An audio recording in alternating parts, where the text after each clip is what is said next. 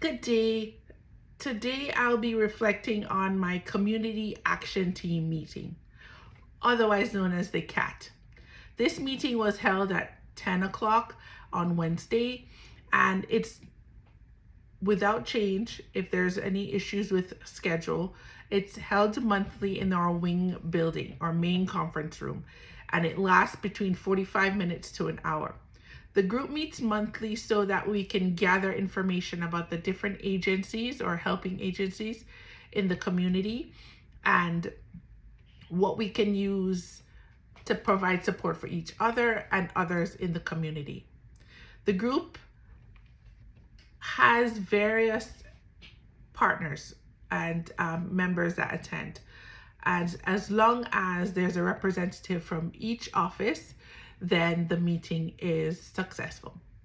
What will happen is about a week prior to the meeting, we will send out a calendar reminder just to get a head count and see who will be present. The meeting consists of DoD personnel, Department of Defense personnel, including active duty, reserves, guard, retirees, sometimes dependents and contractors, and NAF employees. There's no formal co-leader, but facilitation responsibilities are shared informally among agency representatives. So the purpose of the Community Action Team is more for collaboration, to share upcoming events, identify concerns, coordinate services, and strengthen the interagency partnerships to provide layer support. As a SAPR victim advocate, sexual assault prevention and response victim advocate, we are one of the agencies that attends that meeting, to include integrated resilience team, which is our team that supports suicide prevention, stress management, and things to do with mental health. We also have other agencies, mental health professionals, the chaplain, school liaison, and other, even the VWAP, Victims Witness Assistant Program. We also have those from the domestic violence realm or interpersonal relationship violence. We call those the family support agencies or family advocacy. Sometimes they will send a representative. Those are generally clinical social workers that deal with different levels of support for the family. So the meeting follows a proposed structure, nothing formal, but the agenda is distributed through the calendar invite. So it gives people an opportunity to see what it will be discussed with each agency and confirming representation beforehand. So the meeting will start with introductions and agency updates. For example, if the SAPR office or Sexual Assault Prevention Office has any updates to do with policy changes. Right now, they're going through policy changes and how we facilitate the annual training. For example, in April, we have Sexual Assault Prevention and Response Awareness Month. So that may have more engagement opportunities, volunteer opportunities for people to do outreach and advocacy for that specific area.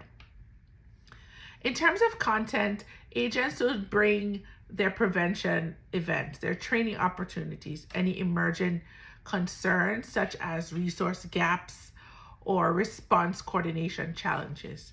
The process of the meeting was to collaborate and task-oriented, consistent with all the systems and models of the team, right?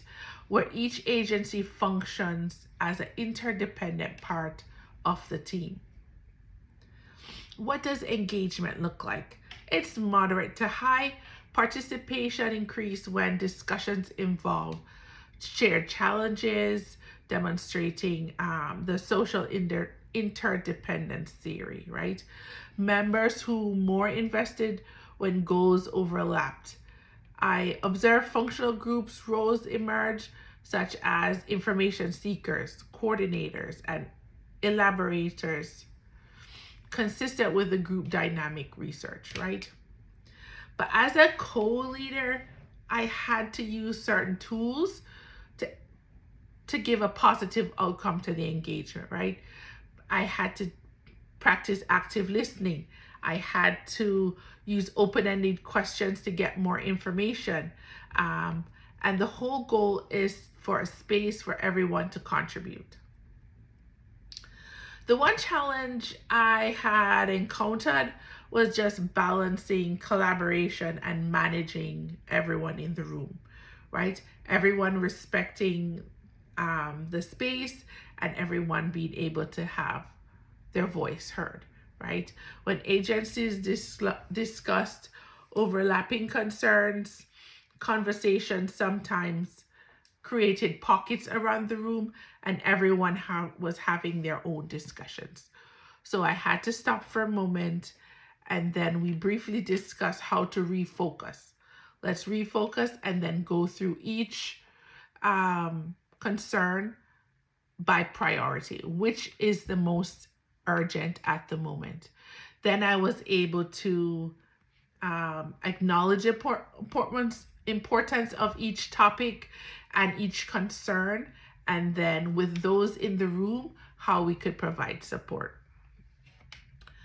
In summary, the meeting reinforced a lot of important things, right? In terms of interagency collaboration, having a structure in the facilitation of a group is very important. And then having defined roles. Who's taking minutes if there's minutes going to be held? Who's going to send out the reminder for the next meeting? Who's going to talk about a new community agency partner that's going to be coming to do maybe a brief? And if there's any concerns. What I would like to highlight that took place is at the end of the meeting, even though we had a lot of things discussed and covered, we went one by one, one last time to ensure everybody got all their concerns met. We were able to strengthen that and strengthen that contribution of each person is important. So as a sexual assault prevention response victim advocate, these leadership skills are essential because coordinated care depends on strong interagency relationships. My continued growth in group facilitation will enhance not only the meeting's effectiveness, but ultimately the quality of support we provide to survivors and military families. So in closing, this experience affirmed that leadership is not about control, but about creating conditions where collaboration, accountability, and shared mission can thrive.